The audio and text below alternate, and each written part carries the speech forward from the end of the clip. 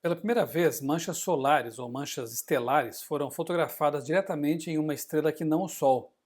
Enquanto manchas solares por imagiologia foram uma das primeiras coisas que Galileu fez quando começou a usar o telescópio recém-inventado, demorou mais de 400 anos para fazermos um telescópio poderoso o suficiente que pudesse fotografar pontos em estrelas além do Sol, disse John Monnier, astrônomo da Universidade de Michigan, nos Estados Unidos.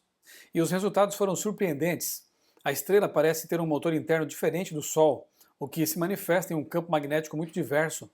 Como o único modelo de estrela que os astrônomos tinham até hoje era o próprio Sol, os dados não batem com as atuais teorias de como os campos magnéticos das estrelas influenciam sua evolução ou sua suposta evolução. E mais dados exigem melhores teorias. A grande diferença descoberta quando os astrônomos observaram a estrela Zeta Andrômeda é que suas manchas solares não estão ao redor do equador, como acontece no Sol, mas nos polos da estrela.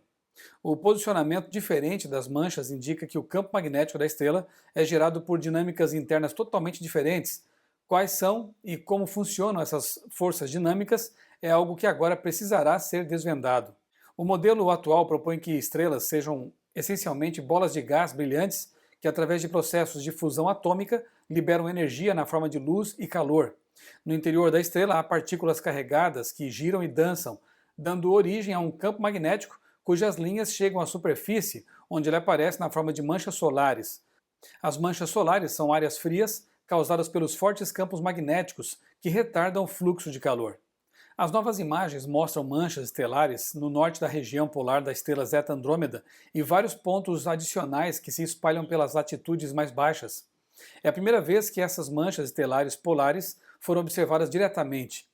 Pela primeira vez, sem erros, nossas imagens mostram manchas estelares polares na Zeta Andrômeda, disse Rachel Rothenbacher, principal autora do estudo. Agora podemos ver que as manchas não se restringem em se formar em bandas simétricas em torno do equador, como ocorre com as manchas solares. Vemos as manchas estelares em ambos os hemisférios e em todas as diferentes latitudes.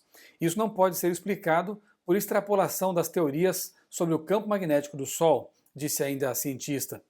As manchas estelares de latitudes mais baixas estão espalhadas por uma região extensa e relativamente fria, onde os astrônomos dizem ter encontrado indícios de que os campos magnéticos podem suprimir o fluxo de calor através de uma grande parte da superfície da estrela, em vez de apenas em alguns pontos. Como a temperatura das estrelas é essencial para estimar a idade de cada astro, essas regiões externas e frias precisam ser levadas em conta, porque podem estar invalidando as medições de temperatura e, em decorrência, a idade das estrelas. Como a temperatura das estrelas é essencial para estimar a idade de cada astro, essas regiões extensas e frias precisam ser levadas em conta porque podem estar invalidando as medições de temperatura e, em decorrência, a própria idade das estrelas. Assim como ocorre com a hipótese da macroevolução biológica, em que novas descobertas obrigam os cientistas evolucionistas a rever uma história que antes era aceita como tão factível, essa nova descoberta relacionada com a estrela Zeta Andrômeda pode levar a uma revisão das teorias relacionadas com a suposta evolução das estrelas e talvez do próprio universo.